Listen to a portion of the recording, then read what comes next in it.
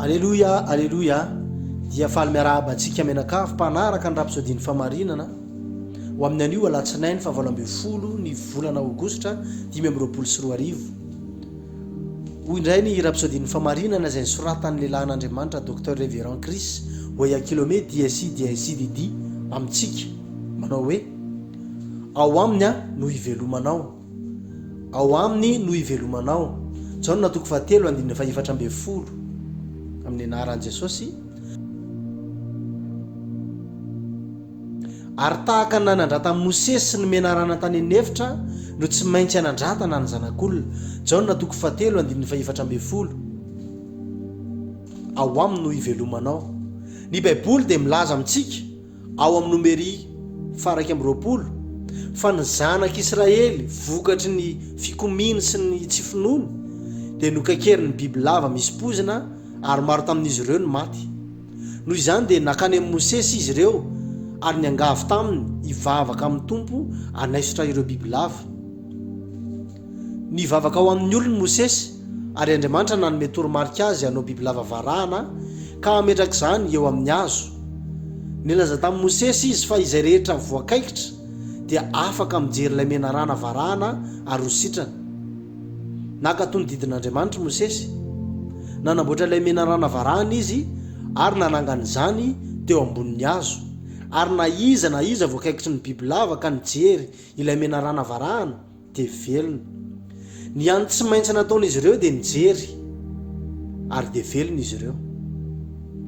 Ao amin'ny Jaona 3:7 dia nanao fampitahana ny biby lava varahana izay natsanga amin'ny Mosesy tany anefitra tamin'ny nanomboana azy tamin'ny hazo fijaliany Jesosy. Tahaka ny nahasitrana ireo Israely tamin'ny kaikitry ny menarana misy pozina rehefa nijery ilay menarana varahana dia nambarany koa fa tsy maintsy nasandratra teo amin'ny hazo fijaliana izy mba hahazoan'izay rehetra mino azy fiainana mandrakizay. Hoy ny Jaona 3:7 ary tahaka nanandrata Mosesy ny menarana tany anefitra no tsy maintsy hanandratana ny zanak'olona. Ilay mpanoratra tononkira taloha William Ogden dia naka ity fahamarinana ity tao amin'ilay hira hoe mijere dia ho velona. Mijere an Jesosy teo amin'ny hazo fijaliana izay naka ny toeranao, namafa ny alahelonao sy ny fanaitainana, ny fahadisom-panantenanao, ny aretina ary ny tsy fahombiazana. Fa ankoatra ny hazo fijaliana, jereo fa velona izy. Ary satria velona izy dia velona ianao. Ao aminy no anananao fiainana mandrakizay. Ireo toetra mahandriamanitra azy. Hoy ny apôstôly Jaona tamin'ny alalan'ny fanahy izay naka ohatra ny amin'i Jesosy Tompo. Fa efa naseho ny fiainana ary efa nahita azy izahay dia tonga vavolombelona ka manambara aminareo ny fiainana mandrakizay izay tao amin'iray ka efa naseho taminay. Jaona 1:2. Tsy magaga raha milaza ny Baiboly amin'ny asan'ny apôstôly 7:20 hoe fa izy no ivelomantsika sy etsehantsika ary iainantsika.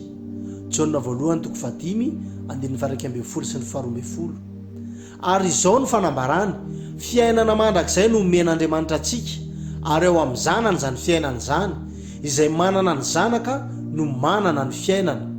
Ao aminy dia manana fiainana ianao. Isaorana ane Andriamanitra. Alleluia, amen, amen. Tao ary tsika anao nivavaka araka ny rapsodiny famarinana amin'ny anaran'i Jesosy Kristy Tompo. Ray malalo, misaotra fa ao amin'ny Kristy no ivelomako, ao amin'ny Kristy no ietsehako ary iainako. Mijery an'i Jesosy Tompo ny finoko sy mpanefa azy aho. Mandeha araky ny zava-misy noho ny asa vitany aho. Mandresy ny aretina, ny tsy fahombiazana ary ny fahafatesana. Manana fiainana mandrakizay aho ary mandeha mikery sy fandresena aho anio.